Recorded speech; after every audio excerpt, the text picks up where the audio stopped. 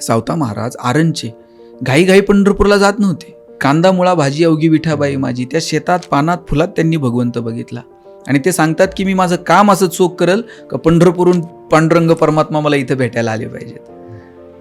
ही जे आहे ना कर्तव्याला प्राधान्य देणं, हे तुम्हाला कधीही, उलट मी तर म्हणेल जी लोक हल्ली लोकांना सांगत असतात की 1 रुपयावर जात नाही, पैशाला कोंबडी खात नाही, श्रीमंत लोकांना कुठं सुख आहे का, त्यांना कुठं झोप आहे का, असलं काही सांगून तरुण पोरांना अकार्यक्षम बनवण्याचा धंदा कुणी करू नये.